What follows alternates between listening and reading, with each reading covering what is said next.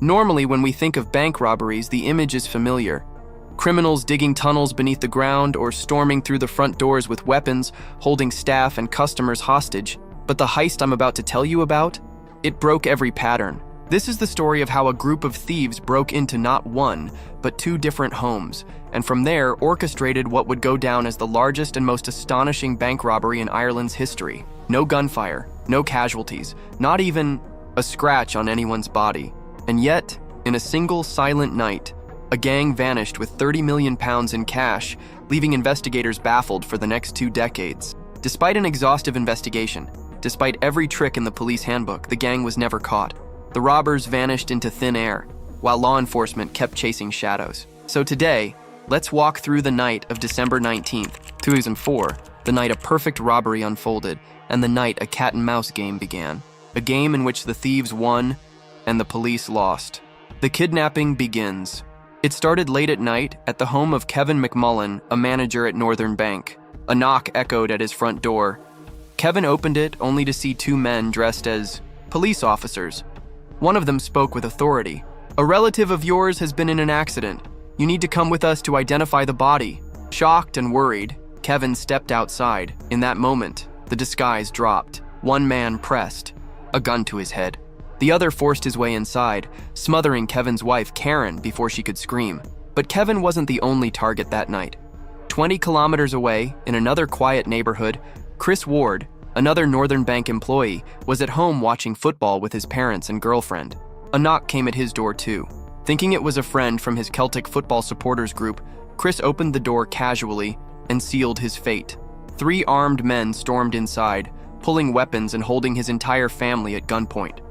The message was chilling. "Do as we say, or your family dies." Kevin and Chris had no idea yet, but within 24 hours they would be unwilling pawns in a plan that would shake Britain to its core. Terror through the night. In Kevin's home, the intruders blindfolded Karen, threatening her life while telling Kevin to forget that he was a bank manager and remember only one thing: save your wife.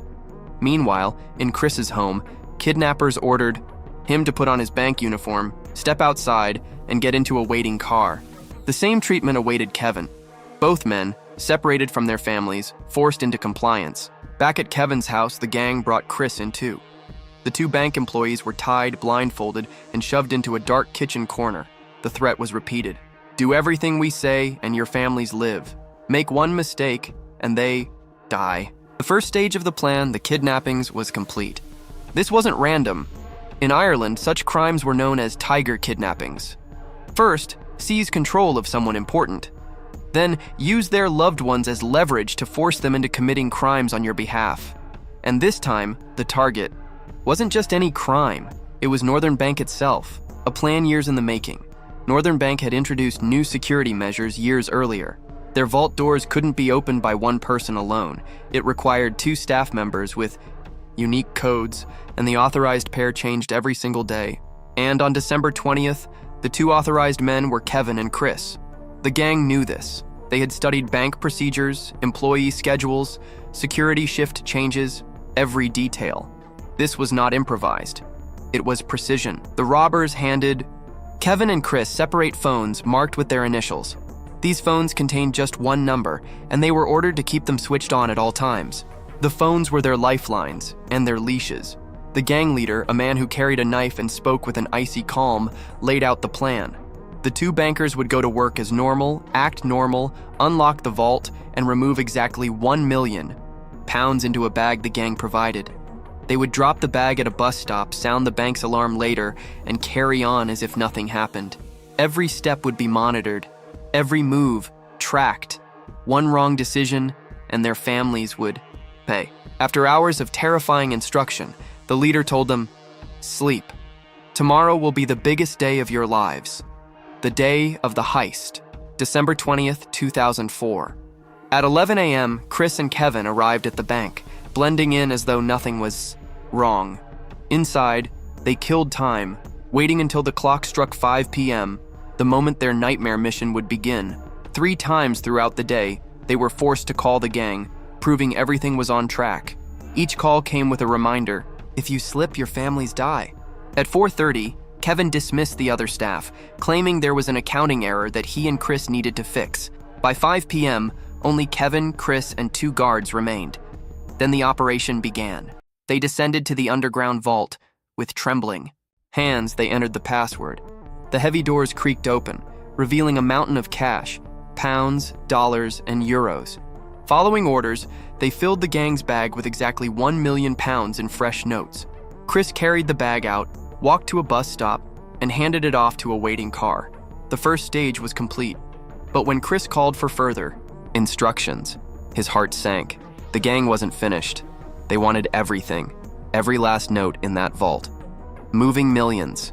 Kevin and Chris had no choice. They loaded green boxes of cash, each worth 1 million pounds, onto trolleys.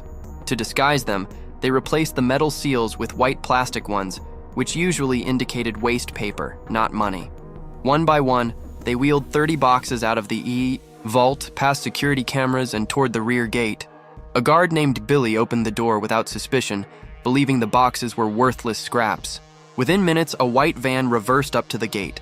In just 7 minutes, 30 million pounds vanished into its cargo hold, and it wasn't over.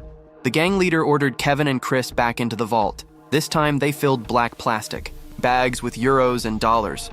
Again, Billy unknowingly opened the gate, letting millions more slip past him.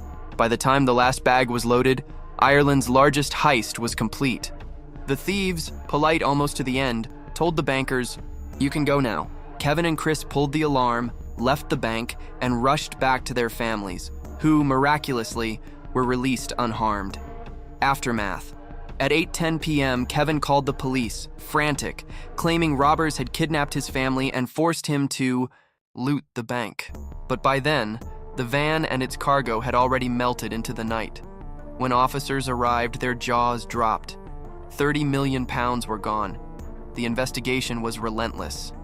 Dozens of raids, 13 arrests, yet nothing stuck. At one point, Kevin himself was arrested, suspected of collusion. He spent a year in prison before being cleared due to lack of evidence. Chris was arrested too, accused of arranging schedules to allow the robbery, but again, no solid proof. Both men were released. Some suspects were caught with traces of cash hidden in detergent boxes or burned in backyards. But the gang itself, they were never found. The money never recovered. To this day, the Northern Bank robbery remains unsolved. A flawless execution, a humiliation for law enforcement, and a ghost story whispered in the world of crime, how millions vanished without a trace. So, what do you think of this extraordinary tale? Was it the perfect crime, or just perfect luck? Let me know in the comments below. Don't forget to like this video.